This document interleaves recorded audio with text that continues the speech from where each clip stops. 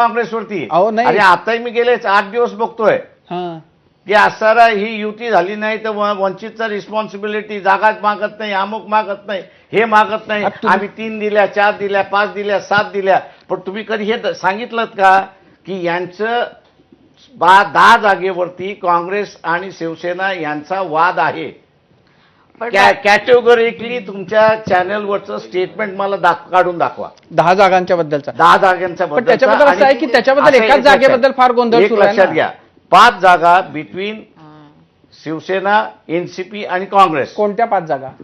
हा, कोणत्या 5 जागा? त्याच्यावरती असणारे येऊन गेले एका चॅनलवरती. 5 तुम्ही ज्या जागा म्हणता आहात 10 आणि 5 जागांचा, सगळ्यात पहिली बातमी ही आम्हीच दिलेली होती, एबीपी माझानीच ती बातमी दिलेली होती आणि त्यांचा वाद होता. पण त्यात नुसताच चार्ट आला, बातमी आली नाही की बातमी पण आली. अजिबात आली नाही. तुम्ही असं आहे की तुम्ही हल्ली ना ते अकोल्यामध्ये इतके रमलेले आहात की तुम्ही इकडे तिकडे बघत नाहीत. आता नाही, कालही त्यांनी एक छोटीशी बसले. नाही, काल तुम्ही एक ती छोटी बातमी दिलीच होती त्यातली की 3 जागांचा प्रस्ताव आम्ही धुडकावला, त्यात अकोल्याची जागा होती. हो, ते असणारा मुंबईवरून आमचा असणारा सिद्धार्थ मोकळे तर त्याला आता ते spokesman आता केलं, सांगून त्याला टाका हे. की तो प्रस्ताव का धुडकावला, किमान काय 2 येतं जागा त्याच्या मागे, कोणत्या? आणि आम्हाला इतर 2 ती- जागा कुठल्या मी होत्या? स्वतःहून सांगतोय की आज मी 5 मतदारसंघामध्ये स्वतःहून जिंकण्याच्या परिस्थितीत आहे.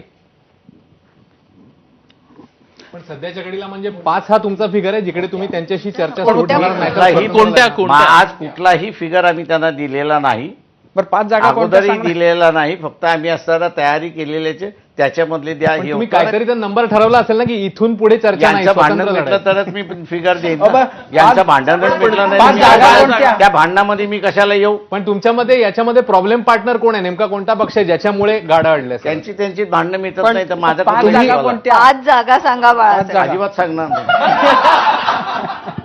बरं, त्या 3 जागा होत्या त्यातल्या 2 सांगा ज्या तुम्ही काल धुडकावल्या.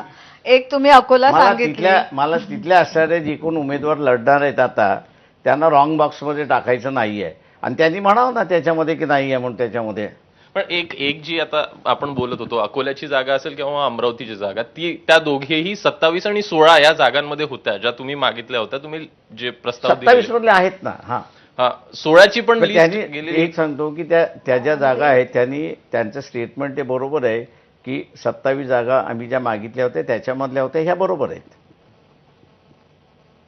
त्यांनी 3 दिल्या, आम्ही उडकावून लागलं, संपलं. पुढं बोलायचं त्यांनी. बरं, पण प्रश्न असा आहे अच्छा. की तुम्ही जिथनं लढता आहात किंवा मग पारंपरिक जो तुमचा मतदारसंघ आहे अकोला, तिथून जेव्हा जेव्हा काँग्रेसने तुम्हाला पाठिंबा दिलेला आहे तेव्हा तुम्ही निवडून आलेला. अजिबात नाही, पण अजिबात 2019 माझ्या पहिल्या निवडणुकीपासून 1985च्या निवडणुकीमध्ये मला पाडण्यासाठी काँग्रेस आणि बीजेपीची समझोता झाला त्याच्या याच्यामध्ये. त्याच्यानंतर प्रश्नाचे असणार आहे की ज्यावेळेस मग मी इंडिपेंडेंटली माझ्या याच्यावरती निवडून याचे झाले तर त्यावेळेस असताना मुस्लिम एकच उमेदवार काँग्रेसचा त्यावेळेस असायचा, महाराष्ट्राच्या 48 मधला, तो अकोल्यामधला असायचा. बरोबर.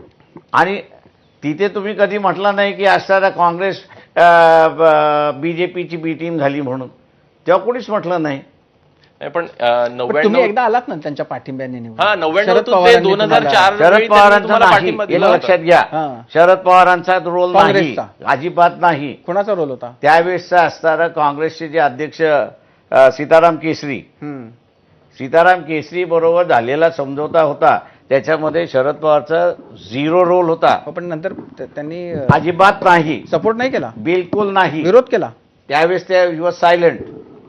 पण विरोध नाही केला म्हणजे सुद्धा पाठिंबाच झाला ना. पाठिंब्याचा पाडण्यासाठी प्रयत्न करणं म्हणजे जिंकायला मदत करणं ना. तुम्ही व्यक्ती म्हणून नाही, काँग्रेस पार्टी म्हणून त्यावेळेसची असणारी ती चर्चा होती, आणि त्याच्यानंतर ही वॉकड आउट. बरं, त्याच्यामुळे असताना पण बाळासाहेब तुम्हाला हवंय काय? सगळ्या महाविकास आघाडीला पडल्या तुम्हाला काय हवंय? कोणाला